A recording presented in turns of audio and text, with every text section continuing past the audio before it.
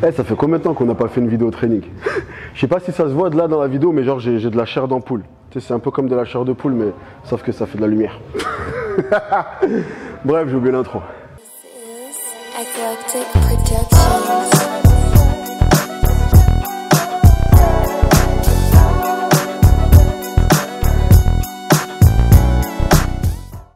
HB Team, bonjour et bienvenue dans ma première vidéo training de 2021, j'ai bien l'impression. Ou en tout cas ma première vidéo training depuis fort longtemps. Et quelle meilleure manière de reprendre la vidéo training avec les bras. La raison pour laquelle j'ai trouvé important de faire cette vidéo sur les bras, c'est parce que mine de rien, c'est une partie que je trouve souvent pas entraînée comme il le faudrait. Et surtout, la plupart des conseils que je vois sont ciblés sur la mauvaise chose. Ce que je veux dire par là, c'est que tu as beaucoup de vidéos sur les bras qui vont être les meilleurs exercices pour les bras, meilleurs exercices biceps, meilleurs exercices pour les triceps. La raison pour laquelle j'ai un problème avec ça, c'est parce que en soi, quand tu vas faire un exercice pour les bras, bon, par exemple, tu veux travailler les biceps, tous les exercices biceps au monde consistent à plier le bras, d'accord? Parce que tu fais une flexion du coude. Maintenant, le gros facteur, c'est pas spécialement est-ce que tu vas le faire avec des haltères, une barre Z, une machine. Il y a des mini différences et des mini subtilités, mais d'un point de vue global, la réussite ou non de ton programme bras va pas vraiment se baser sur quels exercices. Ce qui est beaucoup plus important que les exercices en question, c'est les angles que tu sélectionnes, d'accord? Parce que par exemple, on va prendre le biceps. S'il s'appelle bi, c'est pas parce qu'il aime les filles, les garçons, c'est parce que il a deux chefs musculaires principaux, le long et le court biceps. Et si tu veux, au-delà de savoir quel exercice faire, ce qui va vraiment te permettre de développer ton biceps dans son entièreté, ça va être au niveau des angles. Donc en gros, placer le long biceps en tension, en position neutre et en contraction, d'accord? Ça va être beaucoup plus impactant sur tes résultats que simplement le fait de se dire ok, je prends des haltères ou je prends une poulie ou autre. À côté de ça, le triceps, c'est exactement la même chose. Il ne s'appelle pas triceps parce qu'il aime les filles, Non, j'ai déjà fait cette blague. Il s'appelle triceps parce qu'il est composé de 3 chefs musculaires. Un long triceps, vaste interne et un vaste latéral. Et en gros, idem, le long triceps va avoir une action de rétropulsion, ça veut dire envoyer le bras en arrière. Ça veut dire que pour pouvoir travailler le triceps dans son entièreté, il est intéressant de venir faire des mouvements où tu as le bras tiré en arrière pour placer le long triceps en contraction, au milieu en position neutre et vers le haut, voire même au-dessus des épaules pour avoir le triceps en tension. Donc ce qu'on va faire, c'est que là, je vais te montrer des méthodes d'entraînement qui sont pour moi très adaptées au bras. Donc on va en placer 6. 3 pour les biceps, 3 pour les triceps. Donc ça veut dire qu'on va faire d'une pierre deux coups parce que je vais te montrer les méthodes, mais je vais également te montrer une sélection de 6 exercices à faire. Même si pour moi, tu peux les interchanger tant que la position est la même. Ça veut dire que par exemple sur les biceps, tu peux remplacer un exercice comme ça par à peu près n'importe quel autre exercice comme ça. Et pour moi, voilà, c'est vraiment les deux choses qui vont être le plus important. Les angles et les méthodes d'intensification. Et tu te demandes sûrement pourquoi dans le titre j'ai mis sans bullshit ou je sais pas encore ce que je vais mettre, peut-être un truc du genre sans conneries ou sans blabla. La raison pour laquelle j'ai mis site, c'est parce que quand je me balade sur YouTube et que je vois les vidéos qui vont s'appeler doubler vos bras ou développer vos bras, il y a souvent 2 grandes choses. La première, c'est doubler vos bras sans matériel avec simplement une paire d'élastiques et un peignoir et un micro-ondes. La troisième, c'est développer vos bras en 6 minutes. Donc la raison pour laquelle j'ai appelé ce programme, enfin cette vidéo, sans bullshit ou peu importe ce que je vais mettre, c'est parce que on va développer les bras de manière importante certes, mais ça va demander du matériel et ça va pas se faire en 6 minutes. D'accord? Ça va prendre du temps et tu vas devoir y aller.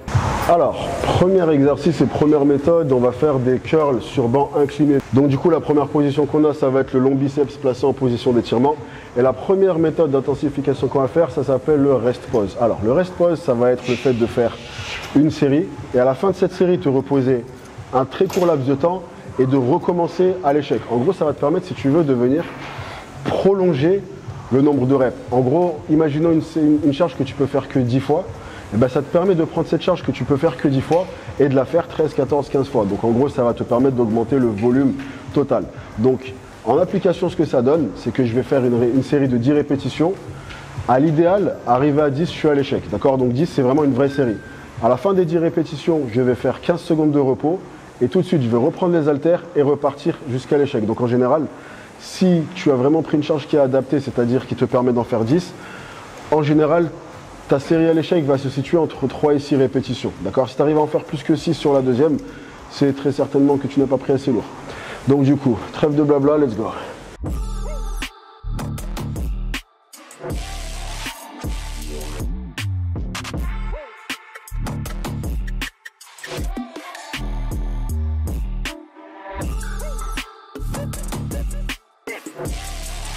Ensuite, on continue. Donc, comme je l'avais dit, on va alterner biceps, triceps. Là, on passe sur les triceps. Donc, exercice sur les triceps, on va faire des dips. Pour rester dans la même thématique de sur les biceps, j'avais le bras en arrière. Donc là, du coup, idem. Sur les triceps, on va faire un exercice où le bras est tiré en arrière, c'est-à-dire les dips. Au niveau de la méthode d'intensification, on va faire des négatives. En gros, la négative, c'est la partie excentrique du mouvement, la partie, le retour. Par exemple, si je fais un squat, l'excentrique, c'est quand je descends, d'accord? En gros, c'est la partie où tu n'es pas en train de pousser. Donc sur un dips, la négative, ça va être la partie où je baisse les bras. Maintenant, pourquoi est-ce que cette méthode est efficace? Parce que si tu veux, ton muscle est 30% plus puissant en négative que pendant la concentrique. Ça veut dire qu'il se pourrait que tu n'arrives plus à monter, à faire l'aller, mais tu as quand même ce petit 30% plus qui fait que tu pourrais continuer à descendre. Ça veut dire qu'en gros, ton muscle a encore de la force à exprimer. Ce qui va être intéressant donc dans ce cas-là, c'est de venir faire ta série normalement et une fois arrivé à l'échec, tu pars sur des négatives. Donc c'est ce qu'on va faire maintenant, série de dips à l'échec. À la seconde où j'ai terminé, je vais venir me propulser avec les poignets et tout simplement contrôler la descente le plus lentement possible.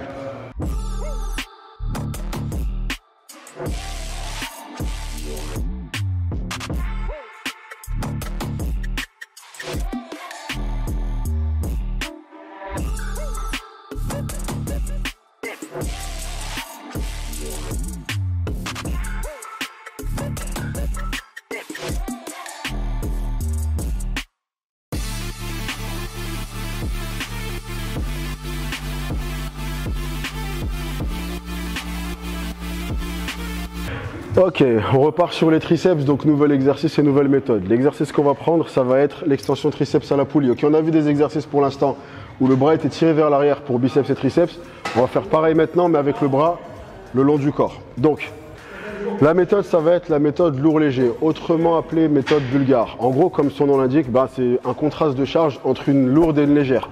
La différence, c'est que les deux vont s'enchaîner l'une après l'autre. Donc en général, tu vas prendre une charge que tu peux faire à peu près 8 fois. D'accord, et tu vas la faire jusqu'à arriver à ton échec à 8. Une fois que c'est bon, tu vas prendre 50% de cette charge. Donc par exemple, si tu faisais des répétitions à 50 kg, tu baisses à 25.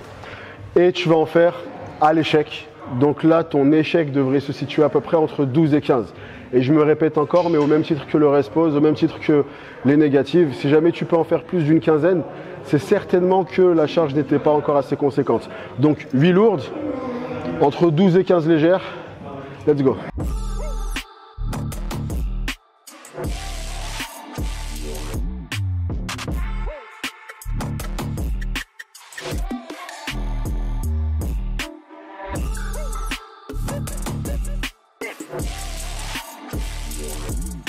Numéro 4. Donc du coup là on en est au stade de faire des positions avec le coude collé au corps. Donc on vient de le voir sur les triceps. Pour les biceps, on va faire un curl à la barre. Donc sur ce qui est de la barre, je te conseille toujours de faire tes curls avec une barre Z. Une barre Z, c'est la barre zigzag. Donc du coup, la méthode qu'on va voir, c'est les répétitions trichées. D'accord? Et j'ai fait exprès de le prendre sur cet exercice-là parce que généralement, on va toujours, c'est un peu le reproche principal qu'on fait aux ego lifters. Ça va être le fait de, si tu veux, venir beaucoup se balancer lorsqu'ils font leur curl. Donc en soi, je vais te montrer la manière de rajouter 2-3 reps en pouvant t'aider légèrement d'un mouvement de balancier. D'accord, ça maintenant on va apporter un bémol là-dessus. C'est une méthode qui prend son sens quand tu es à un niveau qui est assez avancé. Pourquoi? Parce que ça te permet du coup d'avoir une bonne exécution, ce qui fait que ton petit assistance, ton assistage avec le bas de ton corps va du coup pouvoir être fait dans les bonnes conditions et ne pas venir porter atteinte au bas de ton dos ou autre. D'accord? Donc, dans les faits, là je vais te le montrer sans la musique hollywoodienne, tu vois, comme ça je peux vraiment te donner les informations en même temps. Donc en gros, ce qu'on va faire, c'est que tu prends une charge que tu vas pouvoir faire pour ton nombre de séries, 8, 10, 12, 15 reps, peu importe. Et du coup, tu vas faire ton exercice de manière normale, comme d'habitude. Une fois que tu vois que tu n'arrives plus, ce qui se passe, c'est que tu places un pied devant, un pied derrière. Et qu'en gros, avec la jambe avant, tu vas mettre un mini coup de balancier pour pouvoir continuer à la monter. D'accord? Pourquoi est-ce qu'on va venir mettre un pied devant, un pied derrière? Tout simplement parce que si tu veux, le fait de faire ça va venir neutraliser le bassin et le placer au milieu. Donc du coup, t'empêcher de venir faire une cambrure excessive qui est à l'origine du fait que faire des curls trichés pour la plupart des gens, c'est dangereux. Donc tu te places comme ça, t'envoies un peu. Et encore une fois, tu seras environ entre 3 et 5 reps trichés, d'accord, à la fin de ta série. Si tu en fais plus, c'est que c'était trop léger, je me répète depuis tout à l'heure. Ok, du coup, nous sommes presque à la fin de notre petite aventure, il nous reste encore 2 exercices. Donc si tu as bien suivi depuis le début de la vidéo, j'espère que c'est le cas, nous avons vu des exercices avec le bras tiré en arrière, le bras collé au corps, et maintenant, en toute logique, la dernière position qui nous reste à voir, ça va être le coude au-dessus des épaules. Donc, on va commencer avec les triceps. Donc au niveau des triceps, l'exercice qu'on va prendre, ça va être les extensions overhead. Donc en gros, overhead en anglais veut dire au-dessus de la tête parce que tu vas te trouver là. La méthode qu'on va voir, ça va être les répétitions partielles. Donc les répétitions partielles, je vais faire ma série à l'échec, c'est-à-dire entre 8 et 10 répétitions ou autre, peu importe.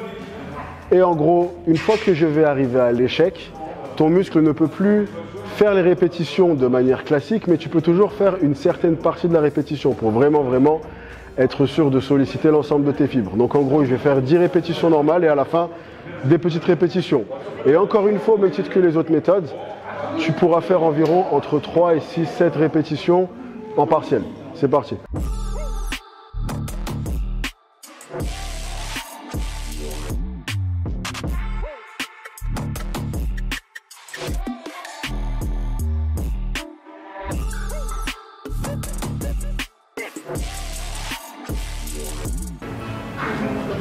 Qu'est-ce que je fais dans cette position? Et regarde derrière moi, je trouve pas qu'il y a un air de ressemblance? Attends. Oui, non. Je suis un Rich Piana version Wish. Version dropshipping. Bref, trêve de pitrerie. Donc, dernier exercice, on retourne sur les biceps. Donc, du coup, il ne reste logiquement qu'une seule dernière position à voir. On l'a vu pour les triceps comme ça. Et ben, on va la voir pour les biceps comme ça. Alors, dernier exercice, spider curl aux haltères. Donc, j'aime le spider curl parce que justement, tout à l'heure, on a vu les répétitions trichées. Quand c'est contrôlé, ça peut avoir son intérêt. Mais sinon, en règle générale, il est idéal d'essayer de se stabiliser au maximum pour ne pas tricher. Le truc avec les spider curls, c'est que comme ton buste repose sur le banc, tu peux pas tricher. Donc, du coup, c'est un exercice qui le rend relativement intéressant pour les biceps. Et comme tu places le long biceps en position de contraction, tu vas venir le stimuler d'une manière différente. Donc, la méthode qu'on va voir, c'est temps d'arrêt.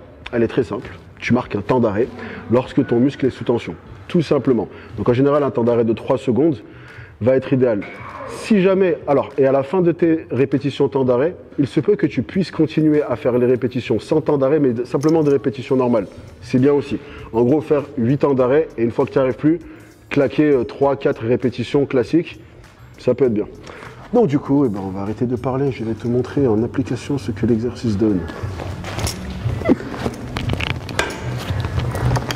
Du coup, à se placer en position et venir mettre un temps. Mais qu'est-ce que je fais? Voyons, on balance la musique.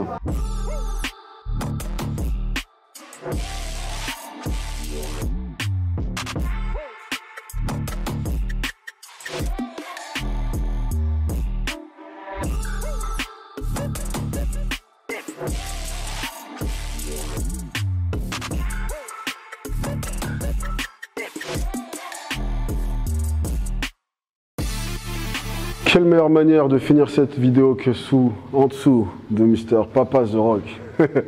Alors donc, du coup, ça nous fait 6 exercices, 6 méthodes d'intensification, on est pas mal. Maintenant, j'aimerais que vous gardiez l'œil sur l'essentiel. C'est-à-dire que beaucoup de gens vont voir cette vidéo et se dire, ok, donc voilà les exercices que je dois faire. Et vraiment, je le répète encore une fois, le focus de cette vidéo, c'est pas les exercices que j'ai fait. C'est vraiment, d'une part, les méthodes et d'autre part, les angles. Ça veut dire que, par exemple, quand je viens faire des extensions overhead, tu peux les faire avec la corde derrière toi, d'accord? Quand je viens faire des spider curls, tu peux les faire sur les pupitres.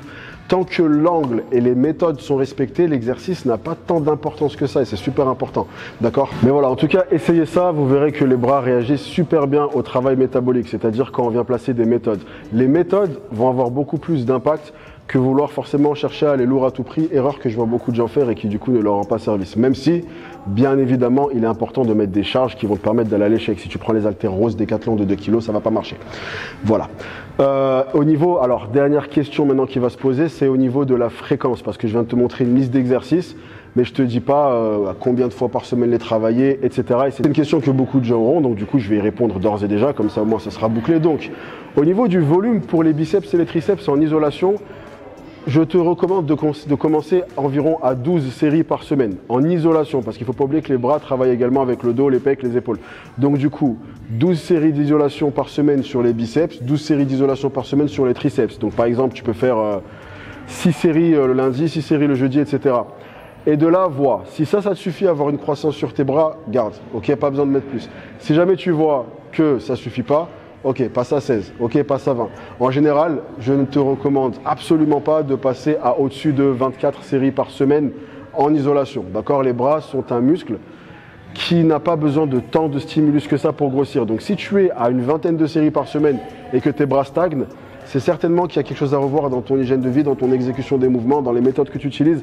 Mais la solution, ce n'est pas les faire plus. D'accord? Et tu sais quoi, j'ai envie de te dire que c'est la fin de cette vidéo, parce que sinon je vais pas m'arrêter de parler, on va être là encore demain, et non. Donc du coup, si cette vidéo t'a plu, j'allais dire pense à t'abonner, mais j'espère que tu es déjà abonné, parce que sinon tu fais tu. Si tu es déjà abonné, tu es un beau gosse ou une belle gosse, parce que la dernière fois, les gens m'ont dit, mais attends, tu dis beau gosse, mais les filles alors? Donc du coup, tu es un beau gosse, une belle gosse, ou entre les deux, ce que tu préfères, peu importe, tout le monde est bienvenu ici. Et voilà, je te souhaite bonne réception. Blague à part, si tu as aimé la vidéo, pense à me soutenir, ça m'aide énormément, beaucoup plus que vous le pensez. À liker, à commenter, à activer les notifications parce que beaucoup de gens me disaient je savais pas que tu avais sorti une vidéo, active les notifications Charlotte. Et voilà, hormis ça, moi je vous chope à la prochaine, la team. En attendant, ne lâchez rien et soyez sexy.